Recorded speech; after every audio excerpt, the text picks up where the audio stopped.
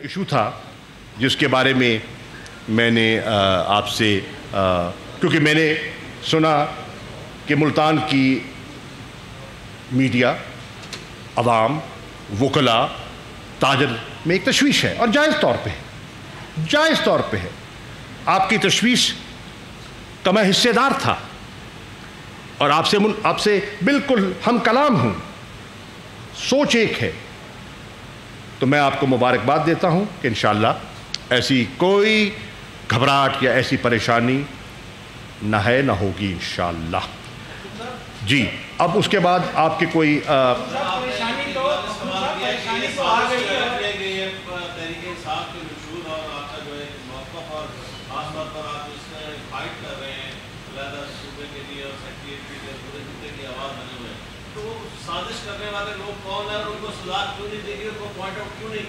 حضور والا انہوں نے کہا ہے کہ ہم انکوائری نہیں صاحب سن لیجئے، آپ صحیح کہہ رہے ہیں، آپ کا پوائنٹ بجا ہے، میں آپ کا پوائنٹ تسلیم کر رہا ہوں، میں نے بالکل کہا ہے اور میں انشاءاللہ کل صبح انشاءاللہ میں وزیر اعلیٰ سے مل رہا ہوں، میری کل 11 بجے ان سے ملاقات ہے اور میں ان سے یہ تقاضا کروں گا کہ اس بات کی تہ تک جائیں کہ یہ کیا ہوا اور کیوں ہوا۔ سر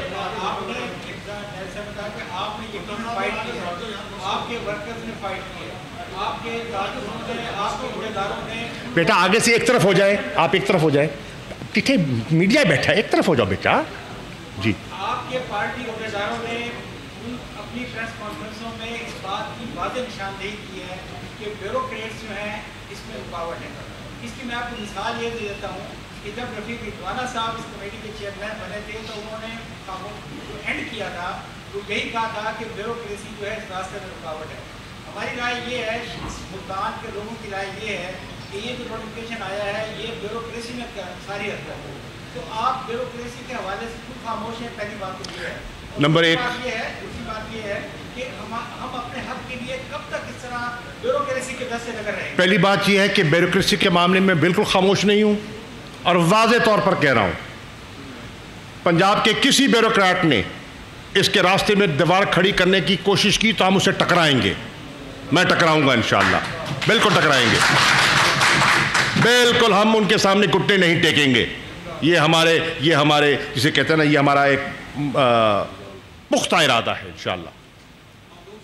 سر 8 مارچ کو اس خبر کو میں نے بریک کیا تھا اور واضح طور پر لکھا تھا، آپ 8 مارچ کا خبر اخبار اٹھا کے دیکھ لیں کہ موجودہ پرنسپل سیکرٹری جو ہے وہ یہ سمری تیار کرا رہے ہیں اور یہ گھروں میں سازش ہے جو جنوبی پنجاب کے خلاف ہو رہی ہے، اور اس کے حق میں آپ کے پیچھے بیٹھے ہوئے خالد جاوید بڑھائے صاحب، انہوں نے باقاعدہ اپنے عہدیداروں کے ساتھ مل کے 15 تاریخ کو ایک پریس کانفرنس کری، انہوں نے بھی یاد کرایا کہ جناب یہ گھروں کی سازش ہے اور اس کا اعلان کیا جائے اور سی ایم کے موجودہ جو پرنسپل سیکرٹری صاحب انہوں نے کیا۔ دیکھیے بخاری صاحب بحث کروں، بالکل وڑائچ صاحب ہمارے ضلعی صدر ہیں، ان کی پریس کانفرنس میرے علم میں ہے، میں نے دیکھی ہے، میں نے سنی ہے، پڑھی ہے، سوشل میڈیا پہ بھی میں نے دیکھا ہے۔ دیکھیے میں انشاءاللہ پہلے عرض کیا کہ میں کسی پر ایسے انگلی نہیں اٹھاؤں گا جب تک بات کی تہ تک نہ جایا جائے۔ میں عرض کر رہا ہوں کہ جو سازش تھی وہ تو ناکام ہو گئی، لیکن بات کی تہ تک جائیں گے انشاءاللہ اور میں آپ کی خدمت میں عرض کروں گا۔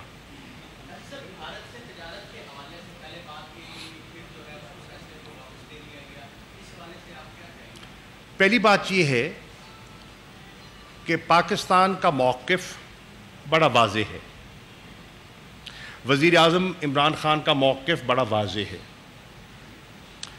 پاکستان نے ہمیشہ دوستانہ تعلقات کی خواہش کی، پاکستان نے یہ خواہش کی کہ ہمارے جو ہندوستان کے ساتھ مسائل ہیں وہ گفت و شنید سے حل ہونے چاہیے، کیونکہ دونوں ایٹمی قوتیں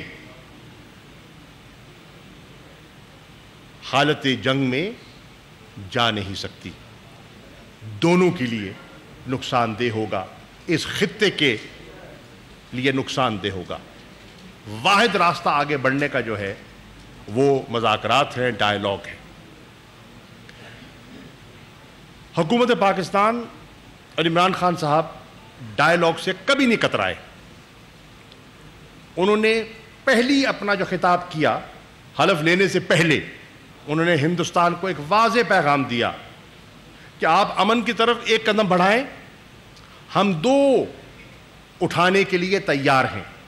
بڑا ایک واضح ان کو ہم نے موقف دیا, پیغام دیا. لیکن غالباً وہ ہمارا پیغام نہ سمجھ سکے یا ان کا ارادہ نہیں تھا. 5 اگست 2019 کو انہوں نے کچھ ایسے اقدامات اٹھائے جس سے معاملات پہلے سے زیادہ پیچیدہ ہو گئے, پہلے سے زیادہ الجھن پیدا ہوئی. اور پھر آپ دیکھ رہے ہیں مقبوضہ کشمیر میں جو صورتحال ہے وہ بہت پریشان کن ہے. وہاں جو انسانی حقوق کو جس انداز میں پامال کیا جا رہا ہے وہ کسی سے پوشیدہ نہیں ہے.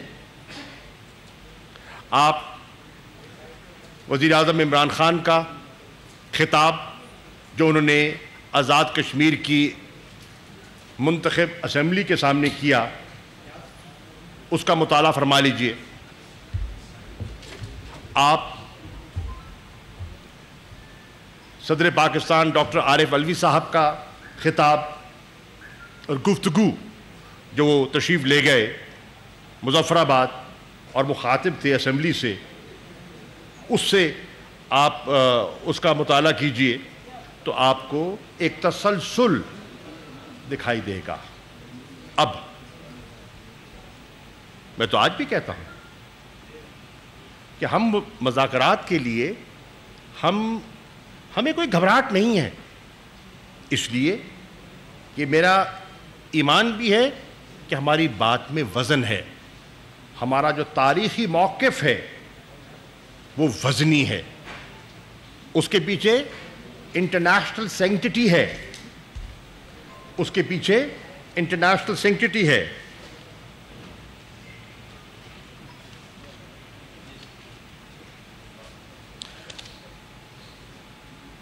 اور ہم اس پر قائم ہیں. سلامتی کاؤنسل کی ریزولوشنز ہیں اور ان سلامتی کاؤنسل کی ریزولوشنز کو بنیاد بناتے ہوئے میرے خطوط ہیں جو میں نے اقوام متحدہ کے سیکرٹری جنرل کو لکھے اور جو میں نے سلامتی کاؤنسل کے صدر کو لکھے. یہ ریکارڈ کا حصہ ہے. اب اگر ہندوستان آگے بڑھنا چاہتا ہے تو اسے کنڈیوسو انوائرمنٹ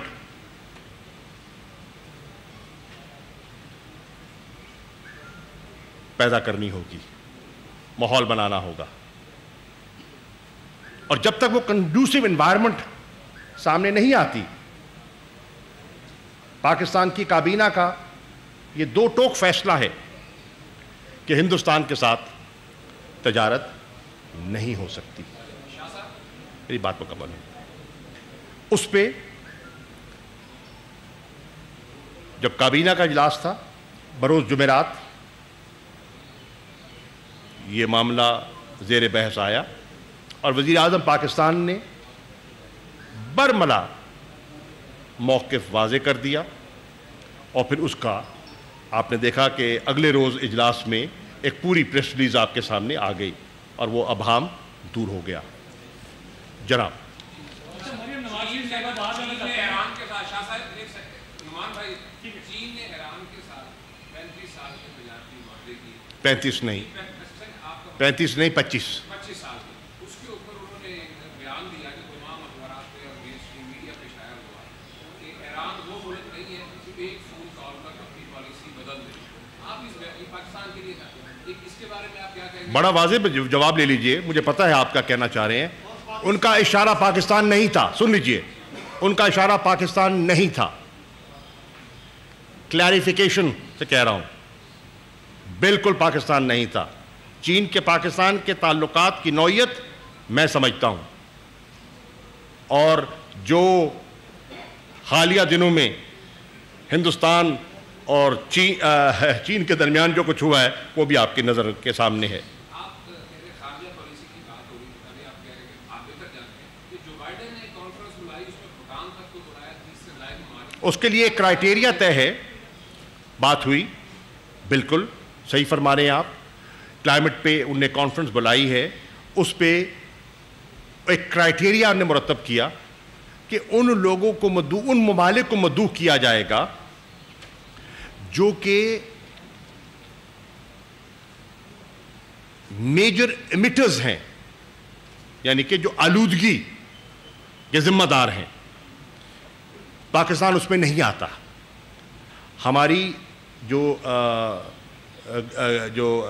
ہے ایمیشن لیول وہ بہت لو ہے الحمدللہ. وہاں مدعو کیا گیا ان ممالک کو جن کو کلائمیٹ چینج سے ایگزسٹینشل تھریٹ ہے. پاکستان کو ایگزسٹینشل تھریٹ نہیں ہے. ہاں, پاکستان ان 10 موسٹ ولنریبل کنٹریز کی کیٹیگری میں آتا ہے. اس میں بالکل یہ حقیقت ہے, کیونکہ ہمارے ہاں کلائمیٹ چینج کی وجہ سے آپ دیکھ رہے ہیں یا تو قحط سالی کی طرف ہم چلے جاتے ہیں اور یا ہم فلڈز کی نظر ہو جاتے ہیں. یہ ایکسٹریم ہم دیکھتے ہیں. کبھی آپ دیکھتے ہیں چولستان میں, تھر پارکر میں پینے کے پانی کے لیے انسان کیا جانور ترس رہے ہوتے ہیں, اور کبھی آپ دیکھ رہے ہوتے ہیں کہ جو ہمارے زرخیز علاقے ہیں اور ان کی فصلیں ہیں اور کسان ہیں وہ فلڈ کا شکار ہو رہے ہوتے ہیں, ان کے گھر وہ نقل مکانی کر رہے ہوتے ہیں.